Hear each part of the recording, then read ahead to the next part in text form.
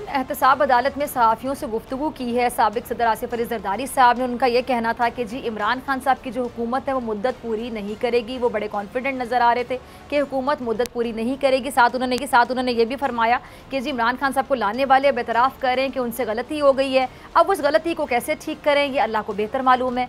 अच्छा, आसिफ अली जरदारी साहब ने राना शमीम से मुतालिक सवाल पर यह कहा कि जस्टिस क़य्यूम के साथ सैफुर रहमान और कुछ दोस्तों की टेप मंजर आम पर आई थी, हम पहले ही ये रास्ता देख चुके हैं। अच्छा, दूसरी जानिब पार्लियामेंट के मुश्तरका इजलास से पहले बिलावल जरदारी साहब से शहबाज शरीफ साहब की फ़ोन पर बात हुई और पार्लियामेंट के मुश्तरका इजलास और अपोजिशन के लाहे अमल पर तबादला ख्याल भी किया गया और अपोजिशन की हुकूमत के खिलाफ अब ये जो हिकमत अमली है या स्ट्रैटेजी है ये क्या होगी, तमाम ज़हनों में सवाल गर्दिश कर तलाश करने की कोशिश करते हैं। मेरे साथ मौजूद मेहमान मौजूद हैं, सीनियर रहनुमा पीपल्स पार्टी आजिज़ धामरा साहब, बहुत शुक्रिया ज्वाइन करने के लिए, वक्त देने के लिए। धामरा साहब, जरदारी साहब ने कहा है कि वो जस्टिस क़य्यूम की टेप और ये रास्ता पहले ही देख चुके हैं। अब इस मामले पर विफाकी हुकूमत ये कह रही है कि जो राना शमीम का ये हलफनामा है ये किसने तैयार करवाया है? नवाज शरीफ साहब ने। पीपल्स पार्टी को क्या लगता है, क्या सही कह रही है विफाकी हुकूमत? बिस्मिल्लाहिर्रहमानिर्रहीम। देखें, आसिफ अली जरदारी साहब ने सिर्फ कोट किया है एक वाक़े को, जस्टिस क़य्यूम वाली को, जो बिल्कुल आया है और तारीख़ का हिस्सा है।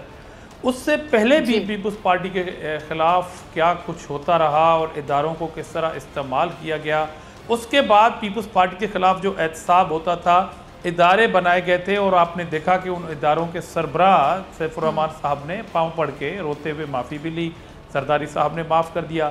मगर कौम के अरबों रुपए उन रेफरेंसों पर लगाए गए बीबी के ख़िलाफ़, जरदारी साहब के ख़िलाफ़। इसी मुल्क की अदालतों ने उन्हें फिर बाइज़्ज़त तौर पर बरी भी किया और जरदारी साहब आज भी अपने ख़िलाफ़ होने वाले तमाम एहतसाबी जो एक मुहिम चली हुई है उनको फेस करते हैं, इसी मुल्क की अदालतों में भी फिरते हैं और अपना इलाज भी कराते हैं। और जहाँ तक आपने ये कहा कि वो कॉन्फिडेंस से कह रहे हैं कि मौजूदा हुकूमत जो है वो अपनी मुद्दत पूरी नहीं करेगी, तो मेरे ख्याल में आज की स्टेटमेंट को ज़रा आप फर्स्ट स्पीच जो फ्लोर ऑफ द हाउस की थी जरदारी साहब ने इस हुकूमत बनने से पहले, उन्होंने कहा था कि इनको हम नहीं गिराएंगे, ये खुद गिर जाएंगे अपने वजन तले, अपनी नाहली तरह। उस टाइम तो पता नहीं था, मगर अब तो ये साबित हुआ है कि वज़न अपनी जगह, मगर इनकी नाहली जो है वो पूरी दुनिया के अंदर आया हो चुकी है और ये अपनी नाहली की वजह से भी गिरेंगे। अच्छा। तो इसलिए ये तो डेफिनेटली चीज़ें आप भी देख रही हैं, महसूस कर रही होंगी और पूरी कौम कर रही है। सही।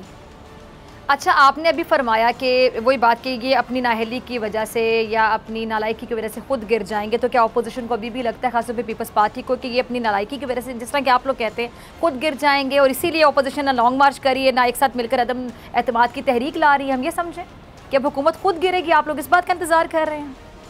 अनकॉम्पिटेंसी है और झूठ पे झूठ है। और एक वैसे तो अपोजिशन जो है इनके झूठ को पकड़े और इनके ऊपर तनकीद करे। आपने देखा कि इनके वज़ीर एक टॉक शो में बात करके एक जाता था, अगले टॉक शो में उसी दिन किसी दूसरे चैनल पे दूसरा वज़ीर उस बात की तरदीद करता है।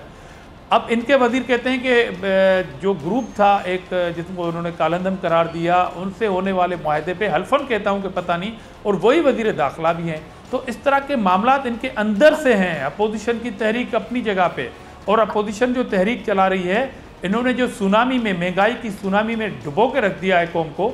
ज़ाहिर है अपोजिशन को कौम की नुमाइंदगी करनी है, उसकी आवाज़ बननी है, तो अपोजिशन तो अपना पुरअमन, अपोजिशन ने लॉकडाउन नहीं किया मुल्क को जिस तरह इन्होंने किया था कि हम लॉकडाउन करेंगे। अच्छा, अपोजिशन ने बिजली के बिल नहीं जलाए, अपोजिशन ने कौम को ये नहीं कहा कि महंगाई का जो जिक्र किया, अवाम महंगाई में तो अवाम वाकई पिसकर रह गई है। तो धामरा साहब, अगर आप लोग इतने कॉन्फिडेंट हैं कि हुकूमत इतनी नालायक है, नाअहल है या निकम्मी है कि अवाम जो हैं, अवाम भी परेशान हो गए हैं, तो फिर अगले इलेक्शन में ज़ाहिर बात है जो परफॉर्म नहीं कर सकेगा उसको वोट नहीं मिलेगा, उसको इक़्तिदार नहीं मिलेगा, तो इलेक्शन का इंतज़ार क्यों ना किया जाए? हमने देखे, आप एक फिर दूसरी स्पीच को मैं कोट करना चाह रहा हूँ। आपको याद होगा जब पहली मरतबा पार्लियामेंट वजूद में आई और जो फर्स्ट स्पीच मेरे चेयरमैन बिलावल भुट्टो जरदारी साहब ने की थी, क्या कहा था उन्होंने कि कदम बढ़ाओ इमरान खान, हम तुम्हारे साथ हैं। लीडर ऑफ द अपोजिशन ने कहा था कि हम आपको मईशत पे आपसे COD करने के लिए तैयार हैं। क्या रेस्पॉन्स था सामने? अब ये 3 साल में इतने फंस चुके हैं इक़्तिदार से, इन्हें समझ नहीं आती कि इक़्तिदार किया कैसे जाता है। यही पाकिस्तान था और हमारी भी हुकूमतें गुजरी हैं। उस वक्त इस मुल्क में दहशतगर्दी उरूज पे थी।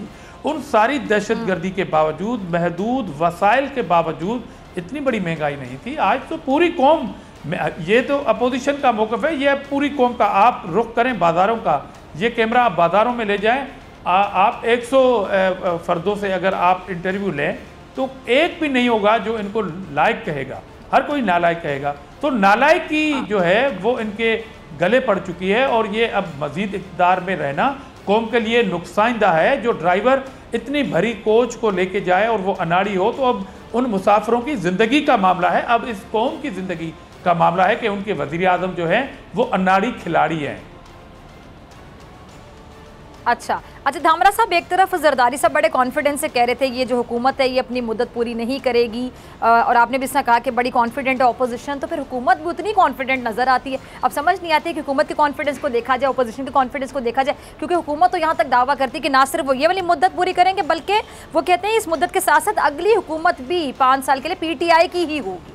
तो उनके कॉन्फिडेंस की वजह आपको क्या नज़र आती है? दिल को बहलाने के लिए ख्याल अच्छा है गालिब, अगर वो दिल को बहलाना चाहते हैं, क्योंकि अब उनके लिए काम तो और कोई है नहीं। PTI का अब अगर कोई काम है तो टॉक शो में आके कौम का टाइम जो है वो ज़ाया करना और झूठ पे झूठ बोलना, और ये ख्वाहिश का इज़हार करना कि हम अगली मरतबा भी हुकूमत में आएंगे। मैं कहता हूँ अल्लाह माफ़ करे, अल्लाह माफ़ करे, इस कौम पे रहम करे कि अगर यही हुकूमत फिर आनी है तो 1000 रुपये पेट्रोल मिलेगा, गैस जो अभी 3 टाइम मिलने के शेड्यूल बन रहे हैं वो बिल्कुल ज़ीरो पे चली जाएगी, बिजली का बल्ब जो है वो किसी घर में कोई ऑन नहीं कर सकेगा। अगर इनका यही इरादा है तो कौम ऐसे इरादे में इनका साथ नहीं देगी। बाकी ये टॉक शो में इस तरह के इज़हार करते रहें और इस तरह के बयानात भी देते हैं। आज आपने देखा कि फवाद चौधरी ने माफ़ी मांगी है कि इदारे से, तो ये नाक रगड़ रगड़ के अभी जिस अपोजिशन को चोर चोर कहते थे, अब ये मिन्नतें कर रहे हैं कि हमसे बात करें। तो ये क्या है? ये इनकी इनकॉम्पिटेंसी है, ये नालायकी है, ये डगर है, ये गुरूर था जो आस्ता आस्ता टूट के 3 साल में वो कौम के सामने आया हो चुका है। ठीक। अच्छा धामरा साहब, शहबाज शरीफ साहब और फजल रहमान साहब के साथ बिलावल जरदारी साहब के जो राब्ते हुए हैं, PDM ने पीपल्स पार्टी पर एस्टेब्लिशमेंट से डील तक के इल्ज़ामात लगाए थे, फिर भी पीपल्स पार्टी दोबारा कैसे फजल रहमान साहब और नवाज़ लीग पर एतमाद कर सकती है?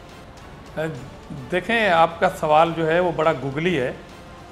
अपोजिशन के नाते मैं एहतराम करता हूँ PDM की क़यादत का और PDM की लीडरशिप का। मैं ज़्यादा तो नहीं, बस इतना कहूँगा कि जब से पीपल्स पार्टी को निकाला गया था और जिस पॉइंट और नुक्ते की बुनियाद पर निकाला गया था, पीपल्स पार्टी तो PDM से बाहर थी, मगर पीपल्स पार्टी की पॉलिसी जो है वो बिल्कुल PDM उस पर अमल कर रही थी।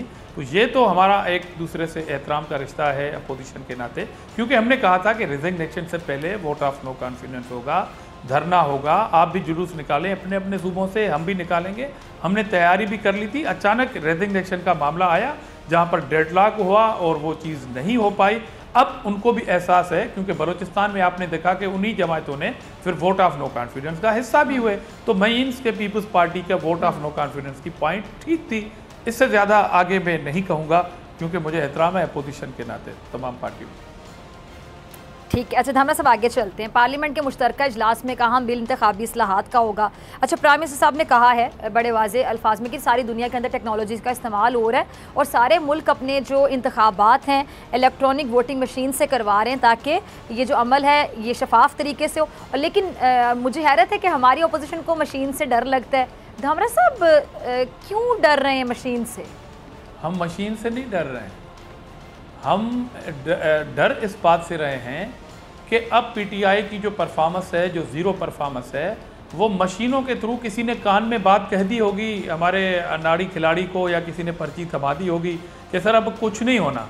अब आपको ये कौम जो है वो सुनने के लिए भी तैयार नहीं है। वैसे तो वो कौम सुनने, तो कौम क्या, वो खाली कुर्सियाँ ही होती थी, मगर फोकस सिर्फ एक ही चेहरा होता था। हमारे तो जलसों को एक एक कुर्सी को चेक किया जाता है, मगर उसके लिए हमें डर ये है कि ये मशीन से एक धांधली का मंसूबा है। किसी ने ये बात कह दी होगी कान में साहब मौसूफ को कि यही एक तरीका है इज़्ज़त बचाने का और फिर से आने के दावों का। हम कह रहे हैं कि इस इंतखाबी इस्लाहात हों, एक एक नुक्ते पे बातचीत हो। एक कमेटी बनी थी, उस कमेटी के इजलास तक नहीं हुए। अब बात आ गई है नए इंतखाबात की। अब आपको याद आया है कि आप जो है वो इलेक्ट्रॉनिक मशीनें, और दूसरी बात, ये मशीनों से इंतखाब कौन कराएगा? PTI कराएगी, हुकूमत कराएगी, ये कराएगी इलेक्शन कमीशन। इलेक्शन कमीशन क्या कह रही है इसके बारे में आप खुद इससे अंदाज़ा लगा लें। अपोजिशन के मौक़िफ़ को छोड़ दें थोड़ी देर के लिए। क्या हुक्मरानों ने ये मशीनें ख़रीदनी हैं और क्या हुक्मरानों ने ये इलेक्शन करानी है? क्या निगरान सेटअप जो आएगा यही फवाद चौधरी वज़ीर इत्तलात होंगे, यही इमरान खान वज़ीर आज़म होंगे, यही शेख रशीद साहब होंगे, यही बोजदार साहब होंगे? ऐसा तो नहीं होगा। और जिस इदारे को ये इलेक्शन करवाना है वो ये हुकूमत के इन तमाम प्रोजेक्ट पर अदम एतमाद कह रहा है। वो कह रहा है कि बातचीत की ज़रूरत है, मगर जो टाइम था आपके पास बातचीत का, आपने चोर चोर चोर चोर कहते वो टाइम आपने ज़ाया कर दिया। अब डस्का की इलेक्शन में साबित हुआ कि आपकी सारी कमेटी मैनेजमेंट साहब का जो इन्फॉर्मेशन थी वो सारे उस मामलात में इन्वॉल्व थी जो इलेक्शन में गड़बड़ कराना चाहते हैं। तो बेसिकली ये गड़बड़ करके ही आइंदा इलेक्शन में आ सकते हैं, वरना इनके पास कोई प्लेटफार्म नहीं है इलेक्शन में आने के लिए। अरे धामरा साहब, जो हुकूमत की जानिब से मौक़िफ़ आता है इस चीज़ को लेके, वो कहते हैं कि जी ऑपोजिशन वाले सिर्फ शोर मचाते हैं, धांधली होगी धांधली होगी, क्योंकि जो भी हारता है, अब देख लेंगे यही होता है कि जो हारता है, हारने वाला कहते हैं मेरे साथ तो धांधली होगी, धांधली नहीं तारीखी धांधली होगी, घपला हो गया, ये हो गया, वो हो गया, ब्ला ब्ला ब्ला। तो अब वो कहते हैं जी आप लोग सिर्फ शोर मचाते हैं, ऑपोजिशन सिर्फ शोर मचाने के लिए, ऑपोजिशन इसका हल या सोल्यूशन नहीं चाहती है, तब भी हमारे साथ नहीं बैठते हैं इस्लाहात के लिए। देखें, पहली बात तो कौन सी बात में या कौन से इन्होंने किसी इश्यूज़ में सच बोला है, मुझे बताइए। कि अगर वो कह रहे हैं कि अपोजिशन गलत बात कह रही है तो इस हुकूमत ने सच कब बोला है, सिवाय एक बात के कि उन्होंने कहा कि हम सुनामी लाएंगे, तो वो सुनामी ला के कौम को डुबो दिया है महंगाई की सुनामी में। ये एक सच के अलावा बाकी बताएं कि इन्होंने सच बोला कहाँ है? इन्होंने तो बुरान ही पैदा किए हैं ना, इसलिए ये इल्ज़ाम ये हुकूमत लगा रही है जिसने किसी भी मामले में सच नहीं बोला। तो इसको अगर कोई सच कहता है कि ये सच बोलते हैं, प्राइम मिनिस्टर ने जितने भी वायदे किए उनमें से बताइएगा कि कौन से वादे पूरे किए। इन्होंने कहा कि एक कमीशन बनाइए और ये क्रेडिट मौजूदा हुकूमत को जाता है। चीनी पे कमीशन बनी थी। अच्छा, चीनी का बहरान पैदा किया एक शख्स ने, जिसने चीनी को बाहर भेजने की बात की थी। एक वज़ीर साहब थे जिसकी वजह से चीनी बाहर गई। फिर जब बहरान हुआ, फिर काबीना का इजलास हुआ। फिर काबीना के इजलास में प्राइम मिनिस्टर साहब ने कहा कि इस बहरान का जो जिम्मेदार है उनको पकड़ें। उन्होंने कहा कि जी वज़ीर साहब ने, तजारत के वज़ीर ने ये कहा था कि ये चीनी बाहर जाएगी। बोला ये गलत हुआ, पकड़ो। तो किसी ने बता दिया कि जनाब आली वो आप ही हैं, क्योंकि तजारत के वज़ीर इंचार्ज भी आप हैं और प्राइम मिनिस्टर भी आप हैं। तो इसलिए ऐसे वज़ीर आज़म से आप ये कहें कि अपोजिशन जो है वो शोर कर रही है। और जब अपोजिशन ने कहा कि हम आपसे बैठेंगे, वो प्राइम मिनिस्टर जो कौमी सलामती के 2 इजलासों में कंटिन्यू जो है मिसिंग पर्सन है। अब ये अलमिया है इस कौम के लिए कि इस कौमी सलामती के हवाले से जो इजलास हो रहे हैं उसमें मिसिंग पर्सन कौन है? प्राइम मिनिस्टर साहब। और अपोजिशन ढूंढ रही है, अपोजिशन एहतजाज कर रही है कि चलो इस इजलास में तो आ जाओ, कोई और भी बैठा है। अगर आपको डर है अपोजिशन से तो कोई और भी बैठे हैं, मगर उसके बावजूद प्राइम मिनिस्टर या आने नहीं दिया गया, या मिसिंग पर्सन थे, या क्या मामला था। तो ऐसे प्राइम मिनिस्टर से अपोजिशन क्या बात करेगी? ठीक है जी, बहुत शुक्रिया धामरा साहब आपके वक्त के लिए। सब्सक्राइब करें और बेल दबाएं ताकि कोई खबर रह न जाए।